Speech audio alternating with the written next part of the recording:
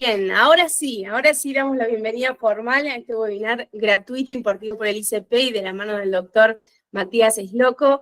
Mati, ¿estás ahí? Muy buenas noches a todos, ¿cómo están? Hola Mili, ¿cómo te va? Estás? Muy bien, por Bienvenido. supuesto. Sí, espectacular, muchas gracias. Acá, mira, es la mejor coequiper que siempre tengo para estas cosas, mira, así que me lleva ligerito, pero muy bien. Gracias. Bueno, Mati, ya hace años que compartís el diplomado de radiología con nosotros. Es un honor tenerte, como siempre te lo digo, es una garantía de aprendizaje, aprender de vos, valga la redundancia.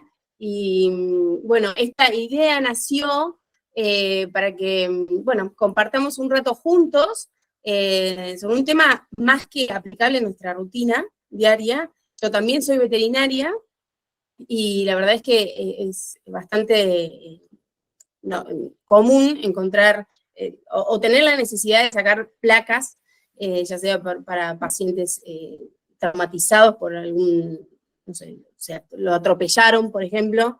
Entonces, es importante saber qué protocolo llevar a cabo ante estos casos, ¿no?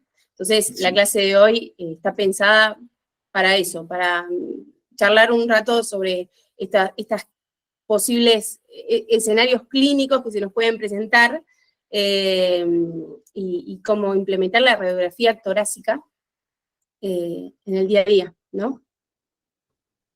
Sin duda, mira, la verdad es que el pie que me das es muy bueno porque, bueno, cuántas veces uno recibe, ¿no? En las urgencias un paciente politraumatizado, con una disnea muy severa, que la verdad que uno se desespera quizá en el momento de no poder resolver y no poder entender qué está pasando con el paciente.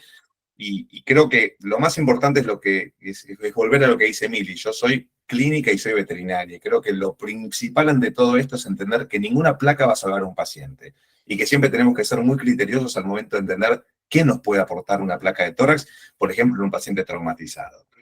Algo que tenemos que entender es que si nosotros no sabemos interpretar o no podemos entender qué es lo que estamos viendo en una placa, no nos va a ser de ayuda porque vamos a ver un montón de manchas negras y blancas que se superponen entre sí y que a veces uno no sabe si están adentro o fuera del paciente. Y esto tiene que ver con que la radiografía, lamentablemente, cuando uno ve esas placas tan lindas de tórax y demás, en realidad estamos haciendo un estudio en el cual estamos superponiendo todo el paciente en una placa. Es decir, cuando ustedes ven un tórax de perfil y dicen, mira, puedo ver los pulmones y la silueta cardíaca. Bueno, genial, pero no se olviden que aparte de eso tenemos un paciente que tiene pelos, que tiene tejido cutáneo, subcutáneo, músculos intercostales, la pleura, el espacio mediastínico y lo mismo del otro lado. Y esa es la gran limitante que tiene la placa en cuanto a todo esto que se va superponiendo, ¿no?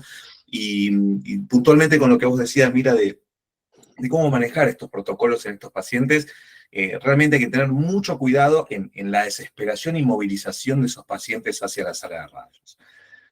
Hoy día tenemos, ustedes saben que, bueno, que realmente ya antes nos peleamos mucho entre la ecografía torácica y la radiología de tórax. Hoy son complementos. La gran ventaja de la eco es que uno puede acercar el equipo hacia el paciente y no siempre se da esto con los equipos de rayos. Necesitamos muchas veces movilizar al paciente hacia la sala de rayos y eso sí, sumado a que tiene algún tipo de traumatismo importante en tórax, se le agrega algún tipo de fractura u otra secuela de un trauma que pueda generar mucho dolor, con el uso de una correcta analgesia, una correcta anestesia, es muy importante. Y principalmente entender que tenemos que compensar a nuestro paciente antes de llevarlo a la sala de rayos.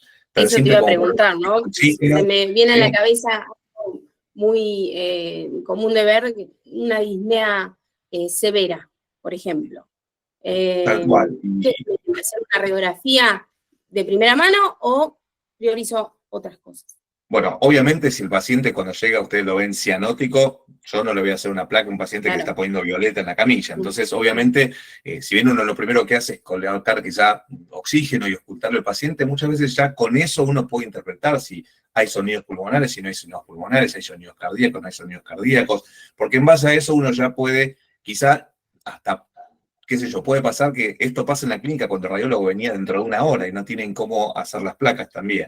Entonces creo que es muy importante esto de la estabilización del paciente previa a cualquier toma de radiografías. Suponiendo que el paciente ya lo tenemos compensado, ¿cómo, perdón? Y el manejo del dolor. El manejo del dolor, sin duda. Ustedes saben que si algo que aumenta la frecuencia respiratoria, sin duda es el dolor, y en un paciente que puede tener algún tipo de restricción por, supongamos, neumotórax, colecta pericárdica, una colecta pleural, una ruptura diafragmática, rupturas costales, o sea, situaciones muy comunes ante un trauma, sin duda el hecho de aplicar un protocolo analgésico y un protocolo de contención, por no decir que, digamos, que sea bien abarcativo ese paciente, va a realmente mejorar muchísimo el estatus de ese paciente inicialmente. Cuando lo llevamos a la sala de rayos, tenemos también a veces algunas limitantes, porque, bueno, ustedes saben que hay posicionamientos específicos en los cuales tenemos que muchas veces poner un paciente en un decúbito lateral. Lo ideal sería muchas veces colocarlo en un decúbito dorsal, pero si ante un trauma nosotros, por ejemplo, sospechamos de una fractura de columna, esos movimientos, se imaginan que si tenía alguna chance quirúrgica antes de la placa de tórax, el momento que hicimos un torniquete con el perro, lo dejamos planchadito y se acabó nuestra chance quirúrgica. Y bueno, la verdad es que una de las cosas que siempre me gusta dar cuando damos la parte de tórax y demás, es, bueno, cómo adaptar el equipo de rayos al paciente. O sea, realmente la posibilidad de trabajar con lo que sería un rayo horizontal. Si ustedes ven mi pantalla, normalmente un paciente está acostado y el haz de rayos viene de esta forma. Bueno, nosotros tenemos hoy día la posibilidad de rotar el equipo para que incida de forma horizontal, y un paciente va a estar parado, quizá en un decúbito external, en una camilla, nosotros logramos placas. Obviamente no va a ser las placas que vamos a publicar en un atlas, en un trabajo científico, ni mucho menos, pero que nos dan un pantallazo general de cómo está nuestro paciente. Hay una fractura de columna, bueno, cuidado, manejemos con recaudo los movimientos del paciente porque podemos hacer más daño que beneficio. Hacemos la placa, vemos un pulmón ventilado, bueno, ya tenemos un panorama totalmente distinto a lo que es un pulmón ventilado de un pulmón no ventilado. Todos deben tener en la cabeza cómo se ve una placa de tórax, por lo menos esa cosa de tener una mancha blanca central que corresponde a la silueta cardíaca, con todo un aspecto negro, de ahora vamos a poner el nombre, ¿no? Radiolúcido, que es el aire que está en los pulmones. Y eso ya me está indicando a mí que un pulmón puede estar o muy comprometido o realmente con posibilidad de empezar un tratamiento, quizá no inmediatamente, o darle tiempo al paciente a que se compense. ¿Qué otras cosas podemos llegar a ver? Bueno, hablamos un poquito de que cuando hacemos las placas estamos viendo toda cavidad, en este caso la cavidad torácica, tiene dos grandes apartados, que es la parte de contenido y continente. ¿Bien? Donde el continente abarca todo lo que recubre a esta cavidad torácica. Y si seguimos hablando sobre el tema del trauma, creo que algo muy interesante es entender que cualquier tipo de injuria que, por ejemplo, afecte la presión negativa dentro del tórax, sin duda va a generar, por ejemplo, un neumotórax. Entonces, cuando uno ve al paciente, sobre todo es muy complicado a veces ver esos pacientes que tienen el manto muy, muy largo, o incluso pacientes que han sido atacados, que tienen sangre por todos lados, que uno no sabe cómo tocarlos sin que el perro esté en un grito. Bueno, la posibilidad de que haya quizá, además de algún tipo de alteración, por ejemplo, costal, alguna solución de continuidad con la piel por una mordida importante. Y ese paciente va a estar teniendo un neumotórax, ¿sí? Que sin duda puede poner en peligro su vida. Y bueno, dentro de toda esta imagen que yo le decía negra que rodea a la silueta cardíaca, es muy importante, y en eso la radiografía es, digamos, inigualable para cualquier otro método complementario, digamos, de los de baja complejidad, que es poder encontrar los vasos pulmonares, ¿sí? O sea, si uno ve un fondo negro con rayitas blancas que van en el medio, esos son los vasos pulmonares. Y si uno ve vasos pulmonares, indica que un pulmón está ventilado. En condiciones normales uno tiene que ver líneas paralelas densas o blancas, vamos a hablar más así en forma común para que todos podamos entender, ¿sí? Esos vasos que van yendo paralelos y que se van bifurcando del centro a la periferia, lo que está diciendo es que ese pulmón está ventilado, que está bien irrigado, y que entonces el problema puede estar en otro lugar. Por ejemplo, en un trauma de columna, o que el paciente tenga un trauma abdominal y se ve reflejado con una taquipnea muy severa en lo que es la parte torácica. Entonces, pensemos, ¿no? ¿Cuánta información nos puede dar de afuera hacia adentro o de adentro hacia afuera? Eso es indistinto como ustedes lo quieran ver. Yo trato siempre en todos los cursos de hacer mucha mención a lo que es la idea de tratar de estandarizar cómo ver cada estudio. Porque si uno primero hay ciertas normas que se tienen que respetar. Por ejemplo, en un estudio que cuando ustedes hacen un frente, siempre la derecha del observador va a estar a la izquierda del paciente. En una incidencia lateral, siempre la izquierda de la pantalla va a corresponder a craneal y la derecha caudal. Y eso no es un capricho, sino que es una convención que se hace en todas las escuelas de radiología del mundo. ¿Para qué? Para sistematizar la interpretación.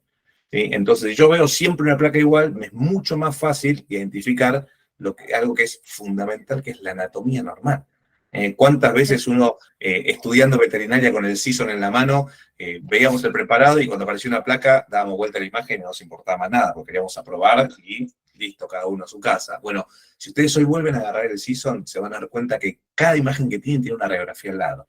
Entonces, entender la anatomía normal es, les diría, el ABC para poder empezar a entender cualquier otra patología que pueda aparecer. Creo que es muy importante y hacemos mucho hincapié durante el diplomado del curso en el aprendizaje de la anatomía radiológica normal. Esto es el paso inicial para decir, bueno, si yo no veo algo normal, ¿dónde tengo que ir a buscar? A partir de ahí, obviamente, se abre cataratas de conocimiento, de estudio y de sentarse y entender, pero siempre es importante arrancar con una muy buena base anatómica, ¿sí? Creo que... Qué bueno esto que decís, ahora puntualmente hablando de las radiografías de tórax, que uno piensa, bueno, radiografía de tórax, pulmones, pero no, hay un montón de otras alteraciones que uno puede ver reflejado en la placa, que abarca lo cardíaco, mediastínico, no sé. Sí, sin duda. Uno, tal cual, uno a veces, yo siempre digo en el curso, ¿no? Cuando recién arrancamos y estamos mostrando la parte de equipos, dice, ¿quién nos ha comprado un equipo de rayos para ver las fracturitas? ¿No? Como diciendo, bueno, Claro. tengo así las fracturitas. Y realmente uno se da cuenta, sobre todo, yo trato de explotar mucho digamos, el uso y sobre todo poder sacarle provecho al máximo al equipo que ustedes tengan. Y sin duda, una placa de tórax les va a aportar un montón de cosas. Como bien dijo recién Mila, no es solamente un pulmón, ¿sí? Es un paciente que tiene una cavidad, va a tener un continente y un contenido, y todas esas estructuras las vamos a poder evaluar radiológicamente. Por supuesto, cada vez que hacemos una incidencia, algo se va a superponer, ¿sí? Si ustedes hacen, por ejemplo, una incidencia lateral, suponiendo que estos sean mis dos pulmones, ¿sí? Yo no voy a poder saber en una placa, cuando la estoy viendo de esta forma, qué es derecho y qué es izquierdo, porque estoy viendo todo superpuesto. Por eso que siempre, no solamente para tórax, es muy importante el uso de lo que son incidencias ortogonales, es decir, una a 90 grados de la otra.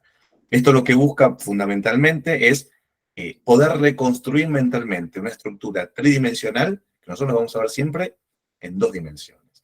A partir de ahí, buscamos continente, buscamos contenido. Dentro del contenido tenemos que entender que tenemos también diferentes espacios. El espacio pleural, un espacio totalmente virtual que uno sabe que está, pero no tiene muy en claro para qué está y para qué no está, qué hay en el medio, un poquito de surfactante para que las hojas pleurales no patinen. Está genial. En condiciones normales no me va a aportar nada. Ahora, cuando tengo un neumotórax, cuando tengo una colecta pleural, eso se va a ver alterado y se va a cambiar totalmente esta dinámica de la distribución que decíamos de la anatomía normal. Decías recién, mira, también el tema del mediastino, ¿no? La cantidad de estructuras que abarca el mediastino. Y lleva el mediastino, y sí, lo que está entre 2 pulmones, más o menos, perfecto, pero tiene estructuras vasculares, tiene la estrella, digamos, lo que más resalta en una placa de tórax, que es la silueta cardíaca, los grandes vasos, el esófago, la tráquea, los linfonódulos, ¿sí? O sea, un montón de cosas que en condiciones normales muchas no vamos a ver, pero cuando empiezan a verse, tenemos que entender qué es lo que puede aparecer y para qué nos puede servir, ¿sí? Así que realmente la radiografía torácica es un gran desafío, porque fíjense que yo todavía ni mencioné un poquito lo que es pulmón. Estoy diciendo lo que nos tiene que más o menos impactar cuando decimos, bueno, sí, hablamos de que es un fondo negro con vasos pulmonares, con una silueta cardíaca muy grande en el medio, y algunos vasos grandes que son la vena cava caudal, la aorta, esos vasos que se pueden identificar con mucha facilidad. Pero detrás de todo eso también tenemos todas las patologías propiamente de cada espacio. Las patologías del espacio pleural, las patologías del parénquima pulmonar, las patologías bronquiales, las patologías mediastínicas, y de ahí tenemos que separar patologías de tráquea, patologías del esófago, patologías de la silueta cardíaca. O sea que... ¿Y se puede usar la radiografía como un método complementario en el que me dé un diagnóstico certero? ¿Hay patologías puntuales en las que yo vea la placa y diga, bueno, el perro tiene esto? No queda duda que sea eso. Bueno, la verdad que es una pregunta muy buena y a su vez muy difícil de responder. ¿Por qué? Porque nosotros, radiológicamente, hay algunas cosas que son absolutamente objetivas, como por ejemplo, un neumotórax es un neumotórax. No hay duda de que es un neumotórax. Yo te voy a decir, te voy a poner el gancho y te voy a firmar diciendo, mira, punzalo porque esto es un neumotórax, no lo dudes. Bien, ahora, cuando hablamos de lesiones quizá pulmonares, hay una forma de ordenar las patologías pulmonares que es en base a los famosos patrones pulmonares, que lo que busca básicamente es decir, bueno, dentro de todas las estructuras que están en el pulmón, le hace bronquios, intersticio, alvéolos, ¿sí? Todas las diferentes componentes que podemos tener dentro del pulmón, la parte vascular. Bueno, el patrón lo que busca es decir, bueno, esta patología se encuentra predominantemente en esta estructura. Ok, por ejemplo, yo digo una neumonía, ustedes van a pensar, y obviamente lo que va a estar complicado es el pulmón. ¿Qué pasa en la neumonía? Donde tiene que haber aire, hay moco, ¿sí? Entonces, donde tiene que haber hematosis, hay algo que no me deja ubicarlo. Perfecto. ¿Cómo se ve el moco? Y el moco, si yo dije que el aire se ve negro, el moco se va a ver con otra densidad. Normalmente se va a ver radiodenso. Entonces, yo voy a ver algo que me está comprometiendo la ventilación del pulmón y que no lo está dejando ventilar correctamente. Perfecto. ¿Puede ser una neumonía? Puede. ¿Qué pasa si yo tengo una hemorragia pulmonar? Se va a ver exactamente igual, ¿sí? Entonces, ¿qué pasa, por ejemplo, si yo tengo un edema pulmonar? También va a pasar algo muy similar. Se va a ocupar, en este caso, lo que se conoce como espacios alveolos terminales, que son los alveolos, con líquido, con moco, con sangre. Estos son los tres ejemplos como más Claro. fáciles de identificar. Entonces uno no solamente tiene que poder entender qué es lo que está viendo, sino que, por ejemplo, en función de la distribución que tengan esas lesiones, empezar a pensar y no solamente eso, sino que también tengo que pensar la distribución y la especie. Un perro no se comporta igual que un gato. Entonces, cuando uno dice en un perro, por ejemplo, bueno, si usamos el razonamiento, el moco normalmente es algo pesado, ¿sí? Y por decantamiento va a estar en la parte más central del paciente. Entonces yo veo una afección, por ejemplo, que se conoce como el patrón alveolar, en la región más ventral de un paciente canino, y digo, y lo más probable es que sea moco, le voy a poner, no te digo el gancho, pero digo, lo más probable es que esto sea un proceso bronconeumónico. Ok, bien. Pero el perro no solamente tiene pulmones, tiene silueta cardíaca y un montón de cosas. Entonces yo de repente veo que en vez de un corazón normal tenemos una número 5, ¿sí? Recordemos que somos campeones del mundo por las dudas que hay afuera, pero sí vemos un corazón gigantesco y empezamos a ver algo parecido, pero que en vez de la región ventral está rodeando, por ejemplo, la silueta cardíaca en la parte de la región periliar, y yo acabo de decir que el líquido, el edema y la sangre se ven iguales, pero tenemos que pensar, si no hay una afección cardíaca, si por la ubicación no podría ser otra cosa, por ejemplo, un edema pulmonar. ¿Sí? Entonces, acá es donde ya lo que es tan objetivo, como por ejemplo un neumotórax o una efusión pleural, empieza a cambiar, porque empezamos a utilizar lo que radiológicamente se dice, bueno, esto es sugerente de, compatible con, sospechoso de, ¿sí? Y esto tiene que ver un poco con cuánto nos la jugamos con el diagnóstico. O sea, yo te digo, y mira, es compatible con, te estoy diciendo 95% es. Cuando digo sugerente, y está un 70-30, ¿sí? Como un buen Fernet cordobés. Bien. Y si te digo sospechoso, y es que estoy mitad y mitad. Puede que sea una patología, pero tiene signos que se comparten con otra. Y acá tenemos un problema con la radiología pulmonar. Y es que muchos de los signos radiológicos que yo puedo ver en una placa son comunes a un montón de patologías. Y que hay muchas patologías que tienen más de un signo radiológico compartido con otras patologías. Entonces yo puedo tener, supongamos volviendo al caso del el cardiópata que tiene una enfermedad pulmonar. ¿Sí? Ese cardiópata está tosiendo hace 1000 años. Entonces es lógico que también tenga algo bronquial asociado. Podemos tener una afección bronquial, podemos tener minimización de las paredes bronquiales, podemos tener bronquiectasias. Generalmente estos perros, si encima es un perro de raza pequeña, se puede asociar a un colapso de tráquea. Entonces fíjense cómo empezamos a sumar y sumar y sumar, y de repente tenemos en un mismo caso 11 signos radiológicos que se van superponiendo y que es muy difícil decir, bueno, puntualmente le está pasando esto, ¿sí? Así que realmente también en la radiología pulmonar no es solamente ver un órgano digamos, por separado, sino entender el conjunto del todo, El cómo conjunto de todo. poder dar Sí. justamente, por lo menos, un diagnóstico presuntivo. Siempre es importante eso, ¿no? Uno trata de dar primeramente un diagnóstico presuntivo y los diferenciales. Y cuando uno habla de esta forma, el presuntivo que pone es al que más, digamos, le apuesta, y los diferenciales entran como en un orden de descarte que empezarían del más parecido a lo que yo estoy diciendo hacia el último como menos probable. Bien. Mati, ahora se me viene a la cabeza un ejemplo. Por ejemplo, me ha pasado a mí que me caen perros grandes y con mucho pelo mojado. Uh-huh. Dice de facto, ¿cómo lo podés solucionar vos para evitar que interfiera en el rayo y que no me moleste a la hora de Es ver una la placa? excelente pregunta. En estos días que estuvo lloviendo mucho acá en Buenos Aires, la verdad que le hemos llegado mucho perro empapado y la verdad que es un problema. A ver, obviamente uno no tiene una turbina en todas las veterinarias y me gustaría poder secarlo, ¿sí?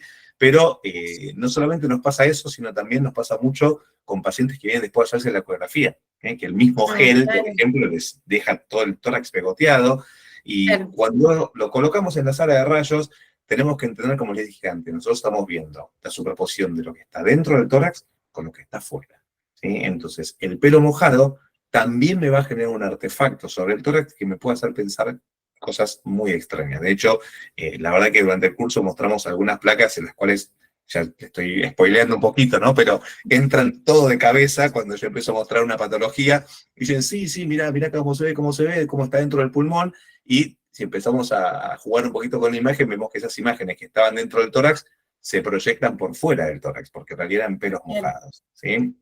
El pelo mojado, el agua, suma densidad, y es una densidad de tejido blando. Entonces empieza a aparecer como una cosa parecida a una vasculatura pulmonar, pero que de repente no entiendo bien su distribución, porque ¿por qué no se arboriza si tienen que estar pelos? Si los pelos van a estar todos mojados por todos lados.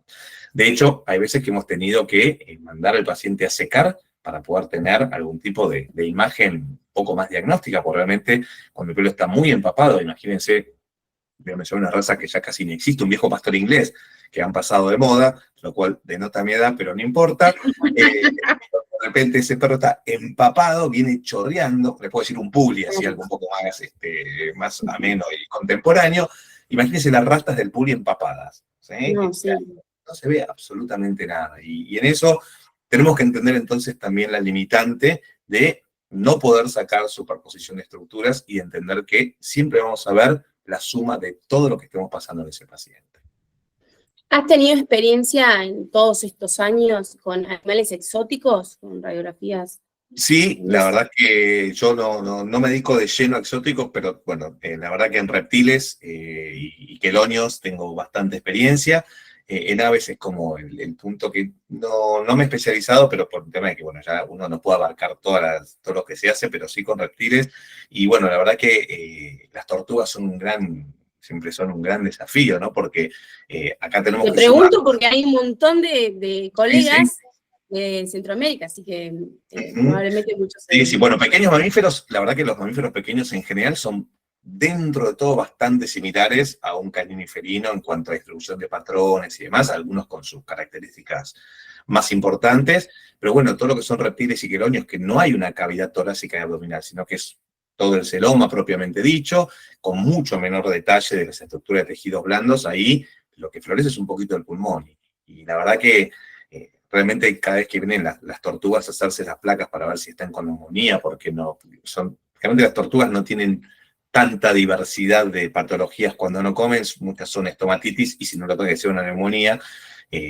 Acá mi amigo Adrián Peta, que siempre me decía, no, Turco, vos fijate, puede decir en turco, perdón que lo diga así, y dice, vos fijate la boca, y si no encontrás en la boca, anda a buscar al pulmón. Y bueno, piensen que tenemos que sobrepasar un caparazón que tiene estructura ósea, y que encima, al no tener una división entre el tórax y el abdomen, hay que buscar diferentes posiciones para poder despejar bien los lóbulos pulmonares, y ver cómo están. ¿Cuántas tortugas han quedado en la pileta? Días, las sacan y milagrosamente siguen viviendo. En realidad no es milagroso, sino es porque tiene un sistema de ventilación que les permite hacerlo, pero bueno, muchas de esas tortugas llegan con neumonías realmente muy importantes. Graves. Sí, sí, y a diferencia de lo que puede pasar, por ejemplo, en un pequeño felino, el proceso de cura es mucho más largo. Y aprovecho para decirte este proceso de cura porque es algo que nos puede aportar la radiología y que es muy, muy importante. Imagínense ustedes, tienen un paciente séptico, con desvío a la izquierda de glóbulos blancos, con un proceso que no está respondiendo, ¿sí? Y ustedes hacen una placa y se encuentran en un proceso infeccioso. Ustedes saben que con la radiología, nosotros en 3 días podemos saber si el antibiótico que le están dando sirve o no. ¿Sí? Mira que una cosa, algo decís, interesante, bueno, ¿qué hacemos? Y bueno, claro, cuando salimos de los antibióticos convencionales, porque no tenemos respuesta ante no sé, una cefalorina, por ejemplo, y empezamos a utilizar un beta-lactámico con algún tipo no sé, con ácido clavulámico para potenciarlo, después usamos una quinolona y empezamos a mezclar antibióticos, bueno, a veces uno dice, bueno, ¿y cuándo puedo ver yo un cambio radiológicamente? Bueno, en 3 días, si la pegamos con el antibiótico, el tórax va a cambiar rotundamente. Entonces, algo muy importante también, y que me gusta aclarar en este tipo de charlas, es que nosotros estamos graficando un momento de la vida del paciente. O sea, son 0,03 milisegundos que estamos teniendo de imagen y que la vida continúa. ¿Sí? Entonces, y como esto es un proceso dinámico, los controles evolutivos son fundamentales. ¿Cuándo vamos a hacer controles evolutivos? Por ejemplo, lo que mencionamos anteriormente, un paciente traumatizado que tiene una bruta contusión pulmonar. Bueno, el paciente lo tenemos en reposo, damos antibióticos, evitamos las contaminaciones secundarias y quizá en una semana ese pulmón ya está mucho mejor. Un paciente que tiene que ir a cirugía, ¿sí? Un paciente que estamos haciendo una estadificación quirúrgica o oncológica de ese paciente. ¿Qué estamos buscando? Metástasis, perfecto. ¿Vamos a ver siempre metástasis? No. Y algo que también es importante en esto, y que yo hago mucho hincapié en la educación del tutor, cuando el paciente dice, ¿y doc, tiene metástasis? La placa de tu perro no tiene metástasis. ¿Cómo que no es la placa de mi perro? Mi perro no tiene... No, no es que tu perro no tenga metástasis. Esta placa de tu perro hoy no tiene metástasis. ¿Sí? ¿Por qué les digo esto? Nosotros tenemos que recordar que están las masas grandotas que son fáciles de ver y de repente lesiones de 1 milímetro, 2 milímetros que radiológicamente no tenemos la capacidad de diferenciarlas. Entonces, cuando te dicen, bueno, libre de metástasis, bueno, cuidado con esto. Entonces, ¿cuándo controlamos? Controlamos en un mes, controlamos a los 60 días y de hecho muchos pacientes que reciben o están recibiendo tratamiento oncológico o lo terminan, van haciendo controles mensuales, bimestrales, trimestrales para poder continuar con esta evaluación porque, como les digo, la placa que estamos haciendo es 1 segundo de la vida de ese paciente y puede cambiar completamente en 25 o 30 días. Bien, este año decidimos extender un poquito más la diplomatura, exprimirte un poquito más. Así que se me viene a la cabeza uno de los temas nuevos que decidimos incluir, es la confección de informes radiológicos, ¿no? Y ¿por qué es importante un informe radiológico o qué tips podés decirnos?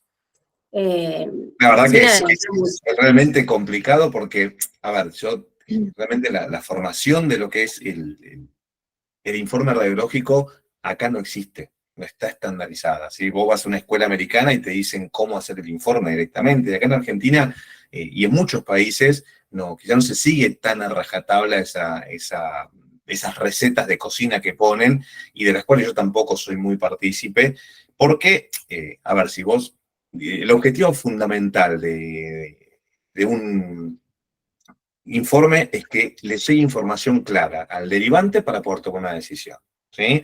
Así como nosotros muchas veces decimos bueno, bonito y barato, lo que es radiografía también se habla de las C, que es compacto, claro y conciso. ¿Sí? Entonces, con esas 3 C que ubican un poquito el propósito de un informe, la idea no es demostrar lo que uno ha estudiado en la vida. O sea, si yo a vos te pongo, bueno, esta lesión podría ser un tumor, supongamos, y te pongo como diferencial 108 millones de diferenciales y no está claro por qué puede ser más uno que otro, vos estás demostrando que yo leí, nada más, es lo único que a vos te sirve. Pero yo digo, bueno, yo tenía que saber si era un tumor o era un absceso o era un granuloma. y vos me pusiste 29 diagnósticos diferenciales. Entonces, yo creo que lo que voy a hacer yo hincapié sobre todo para esto es para entender qué es la información relevante que ustedes tienen que tratar de transmitir al derivante. Porque, como les digo, uno tiene muchas cosas para ver.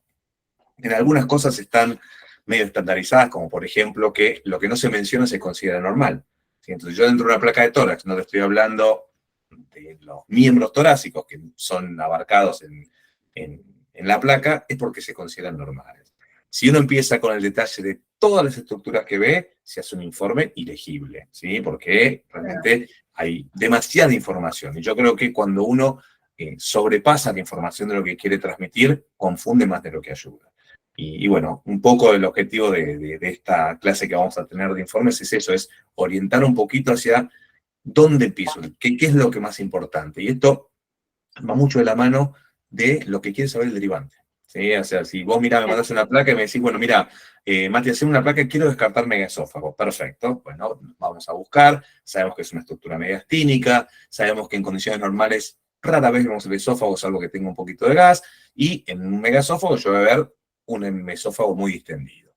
¿Va a ser siempre fácil ver una placa simple? No, a veces puedo recurrir al contraste para hacerlo. Perfecto. ¿Cómo voy a empezar mi informe? Contestando tu pregunta.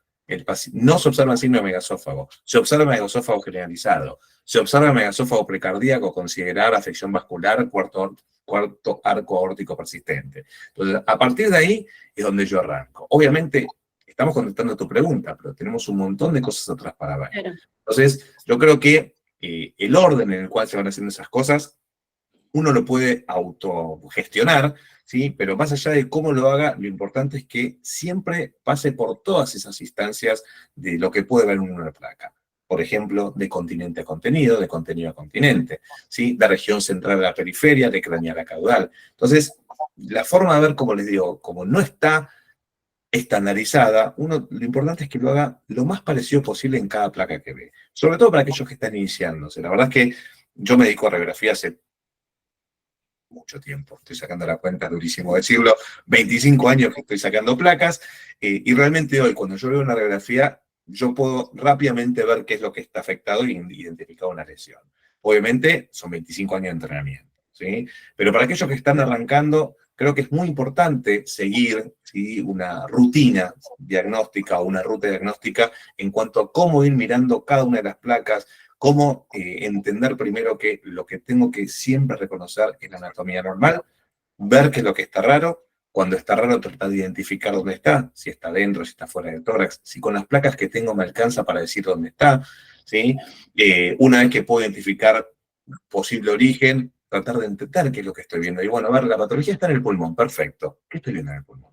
¿Que está afectado el alvéolo? ¿Que está afectado el bronquio? ¿El intersticio? ¿La parte vascular? Bueno, si está afectado tal y cual, ¿qué es lo que yo descarto? ¿Qué es lo que... Entonces uno va como, de alguna forma, dividiendo aguas, tratando de llegar a un diagnóstico. Y todo eso, volcarlo al papel, darle una forma, es muy complicado. Sobre todo que no quede como si estuvieras transmitiendo un telegrama, ¿no? Se observa tal cosa, tal otra, tal otra, tal otra, y vos haces como una especie de checklist en el cual, les repito, no llega a ayudar al derivante ni llega a complementar esa información que tiene que aportar con un método, valga la redundancia, complementario. ¿Bien? Bien. Y otra cosa que se me viene a la cabeza es lo importante que es sacar el par radiológico, ¿no? No quedarse tranquilo con un solo lado. Ni hablar, ni hablar. De hecho, a ver, la verdad que la mayoría de los colegas que me derivan nos conocemos, y si alguna vez me mandan una placa simple, yo digo, ya sabes que, o sea, a algunos los llamo y le digo, mirá, le vas a hacer la placa doble porque sabemos que no tiene mucho sentido. En algunos casos particulares, si el paciente, no sé, tuviese un trauma, por ejemplo, y yo no tengo la posibilidad de jugar con esto que yo les comentaba del lazo horizontal, bueno, a veces uno se tiene que contentar con lo que está. Si el paciente es indócil y no lo podemos manejar, a veces uno hace una placa y dice, bueno, guardarle al gatito porque vamos a terminar todos cuadriculados, y pasa, ¿sí? Sobre todo cuando uno ya tiene un diagnóstico. Pero muy importante esto de entender que nosotros estamos viendo en una pantalla plana algo tridimensional. Siempre hay que tratar de jugar a reconstruir esa imagen, al menos con 2 placas ortogonales. Perfecto, perfecto. Bueno, Mati, Desde ya, muchísimas gracias por participar, por siempre estás dispuesto a dar estas charlas, a nosotros nos encanta y, bueno, son multitudinarias. Así que muchísimas gracias. Este es un pequeño adelanto de lo que se viene desde el 4 de junio. Mira, Germán Salazar levantó la mano. Bienvenido, Sí, Germán. bueno, qué valiente, bien. Germán, cuando quieras, pregunta. Capaz que se equivocó, no sabemos. Ya se quería ir y está levantando la mano para saludar, ¿viste? Bueno, como les decía, este es un pequeño adelanto de lo que vamos a estar viendo durante 5 meses y medio, desde el 4 de junio. Todos los martes a las 21 horas vamos a estar con Mati en la diplomatura de radiología en pequeños animales, así que tenemos muchos meses por delante estudiando. Van a sufrir, pero no, la verdad es que realmente algo que yo les comento y bueno, la verdad que lo pueden cotejar con todo lo que han hecho el curso. Esta es la 5ª edición que hacemos ya del curso de radiología, además de que me tienen de comodín para toda la charla del ICP, o sea, uno me roba de traumatología, el otro de neuro, nada, eso sí, el caballito de batalla Sí. pibe, sí, es así, pero bueno, Sí, la verdad que ahí. es un placer siempre participar con todos los colegas, porque somos amigos, ¿sí? Realmente es algo que es lindo poder trabajar con gente que uno conoce y en la cual se puede apoyar tranquilamente sabiendo que tiene el respaldo desde lo tecnológico, de lo administrativo, gente como Mila que nada, está siempre ahí al pie del cañón, buscando lo que necesite, tratando de mejorar las clases, la calidad, lo que fuere, para que podamos transmitir todo lo que tenemos. Siempre me gusta aclarar que por más de que ustedes se aprendan de memoria todo el curso, nunca está nada dicho, ¿sí? O sea, siempre hay más para estudiar. Normalmente los cursos lo que sirven mucho para aquellos que ya tengan algo de experiencia radiológica es a reordenar todo el conocimiento que uno tiene, ¿sí? Yo creo que cuando yo hice mi primer curso hace muchos años, yo tenía como muchas cosas, ¿no? Que sé bastante de articular y un poquito de abdomen y un poquito de tórax y un poquito de acá, pero cuando realmente uno empieza a sistematizar, a incorporar información, ese orden que uno tiene de todo el conocimiento hace que cambie 100% la interpretación radiológica. Cosa que uno tenía, taras, cuántos vicios radiológicos hay, está lleno de vicios radiológicos, que le digo un poquito es, digamos, desmembrarlos para poder incorporarlos correctamente. La verdad que, nada, yo creo que si el curso se extendería un año, también lo podríamos dar, pero bueno, quedarían descerebrados todos los alumnos. Estoy grabando, mirá que... No, tranquilo, no dije nada, borren esto, por favor. Pero bueno, la verdad es que realmente la idea es, como les dijo Mira, es un curso de 5 meses y medio, de un encuentro semanal. El encuentro consta de clases presenciales, en las cuales tenemos, por supuesto, con la presentación en vivo, más material complementario que se va dejando grabado. Son videos de 15 a 20 minutos. La idea es que ustedes puedan acceder a una plataforma en cualquier momento. Las clases también quedan grabadas, o sea que, Totalmente. que pueda ser también asincrónico, porque entendemos que los horarios de los países pueden cambiar, que ustedes quieran repasar una clase, siempre después les entrega el material en PDF, y lo que vamos haciendo, normalmente cada 4 clases o cada 5 clases, termina un módulo, y después de cada módulo hay una pequeña evaluación que tiene el objetivo más que nada de ser una autoevaluación. ¿Cuánto yo aprendí? ¿Cuánto puedo aportar? La verdad es que no es que lleva nota, pero realmente es mucho más conceptual, sobre todo para que cuando ustedes vean esto y puedan ir contestando las preguntas, bueno, la verdad es que no me quedó claro tal tema, me falta repasar en tal tema, y bueno, y ahí empezamos con la interacción conmigo y con los chicos. La verdad que además yo tengo 2 laderas, que son Gloria y Vico, que son las que manejan totalmente. de WhatsApp, que son 2 diosas, y que realmente llevan todas las dudas del día a día, y bueno, obviamente si por algún motivo se ven superadas o lo que sea, intervengo yo también para ayudar, pero como les digo, la idea de esto es hacer lo que se conoce en educación como un aprendizaje significativo. ¿Qué significa esto? Dar pasos firmes e ir incorporando con un buen asentamiento. O sea, no tirar 50.000 millones de toneladas de información que se pierden en el aire, sino que ustedes puedan ir incorporando en cada una de las clases que vamos dando lo que se ve en generalidades, lo que se ve al principio en hueso, y bueno, y de esa forma hacer un crecimiento realmente exponencial de todo lo que puedan saber de la radiología. Bien. Mariela pregunta sobre información del curso. No se preocupen que tenemos sus datos. Vamos a enviar toda la información del curso vía mail. Dura 5 meses y medio y la fecha iniciar el 4 de junio, martes, a las 21 horas. Verónica Álvarez levantó la mano, no sé si fue a ver si te animás.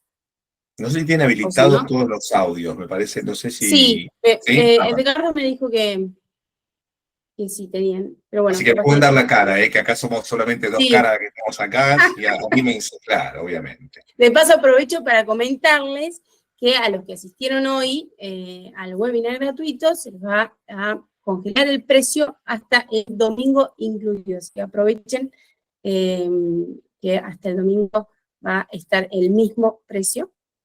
Así que bueno, estén atentos. Vamos a estar enviando todo vía mail y WhatsApp también.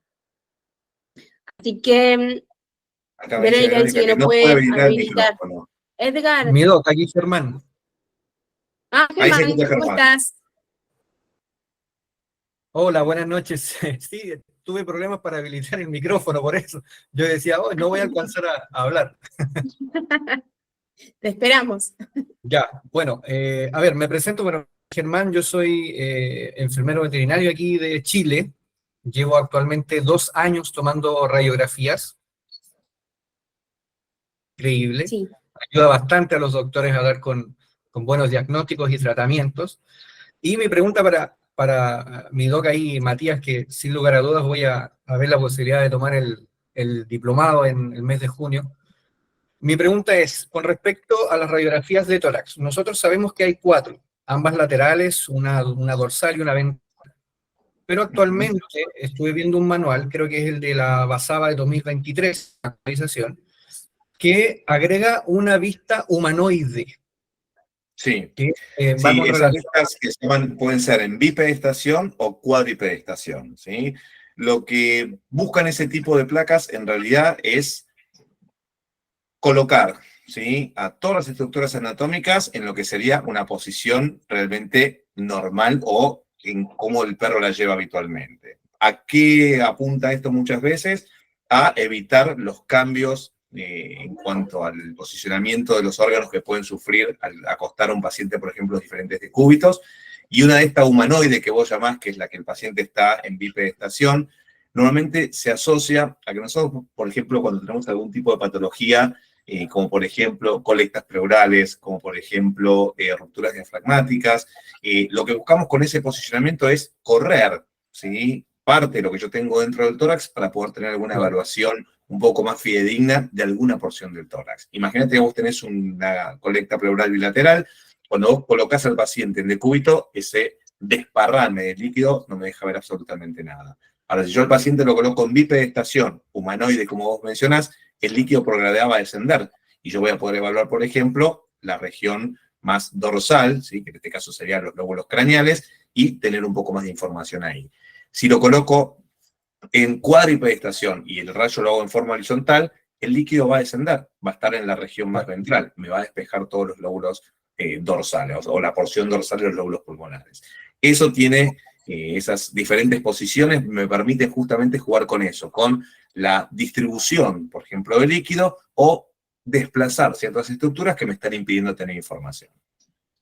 Claro, porque al menos la vista es una vista de cúbito dorsal con los miembros hacia caudal. Ahora, mi pregunta es, claro, con relación a eso, ¿usted recomienda más esa que la ventrodorsal estricta?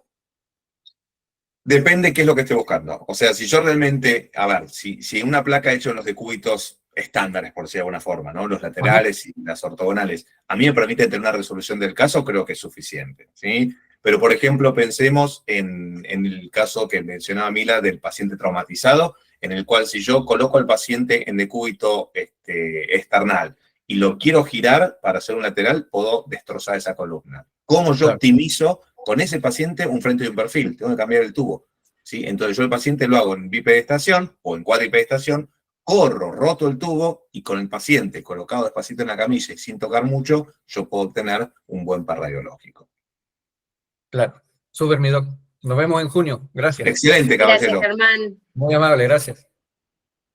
Pero podés activar el micrófono, a ver si... Dice, yo quiero saber si también vamos a llegar a llevar un poco de farmacología? Por ejemplo, cuando llega un paciente atropellado o politraumatizado, se debe de aplicar analgesia. Mira, la verdad es que puntualmente el tipo de protocolo no lo vamos a ver. Sí, siempre hacer mucho hincapié en el hecho que detrás de toda emergencia siempre hay un paciente, ¿sí? Que no es una imagen lo que lo va a salvar. Y realmente los protocolos se pueden adaptar muchísimo según cada país. A ver, hay países que tienen mucho acceso a determinado tipo de opioides y en otros nada. Determinado tipo de drogas que son muy fáciles de conseguir y en otros lugares no se consiguen de ninguna manera. Hoy realmente todos los agonistas alfa-2, la detonidina son como la panacea en todo este juego de la sedación de pacientes críticos, pero bueno, hay lugares donde se consigue muy fácil y lugares donde es imposible. Así que creo que hablar puntualmente de un protocolo, de una receta de cocina para sedación, no, en esas cosas no, yo no voy a dedicar. Perfecto. Bueno, Mati, millón de gracias. Gracias a todos por participar. Espero que les haya gustado. Obviamente es mucho más lindo con imágenes, por eso es que los invito a que nos veamos en junio. La verdad es que si algo que se van a cansar de ver son imágenes, que son muchísimas, y siempre me gusta a mí también hacer hincapié en un aprendizaje de placas de excelente calidad, como pueden ser las de última tecnología, con equipos directos, a la vieja usanza de la escuela radiológica analógica que revelamos con líquido, y donde, bueno, hay que optimizar lo que se tiene. Y en base a eso vamos a hacer, sobre todo en la primera clase, un detalle muy importante de cómo optimizar y mejorar los equipos de rayos convencionales que podemos tener en nuestro consultorio. Bien, perfecto. Acá Vero pregunta, ¿vamos a ver manejo adecuado de los animales? Sí. Sí. Sí, todo lo que es posicionamiento, o sea, cada región que vemos y cada placa que hacemos, yo les voy a mostrar cómo posicionarlo y sobre todo, a ver, yo les digo, los libros son muy lindos, pero uno hace arte en la camilla y se van a dar cuenta que no siempre es tan fácil ponerlo perfectito con las patitas para adelante, pero bueno, ahí es donde realmente uno tiene que inventar. Si no es el posicionamiento adecuado, bueno, todos los linimentos, como digo yo, que mi mujer me gasta, que yo soy ciruja, yo me robo todos los que son los materiales con los cuales se recurren los electrodomésticos y demás. Bueno, yo eso lo uso para posicionar a un paciente, para que no le duela, para que no se vea en la placa, para que no salga en la mano de los propietarios, el trabajo con pacientes bajo sedación. Bueno, todo eso lo vamos a ir viendo en el trayecto del curso. Perfecto. Acá Agustín pregunta por información del curso. No te preocupes, Agustín, que vamos a mandar todo por mail y por WhatsApp, así que recuerden que va a estar el precio congelado hasta el domingo inclusive, ya después cambia. Así que bueno, los esperamos a todos. Ojalá así sea, y gracias, Mati, por siempre estar y bueno, darnos este tiempo. Al revés, por ser la coequiper acá que siempre banca todo.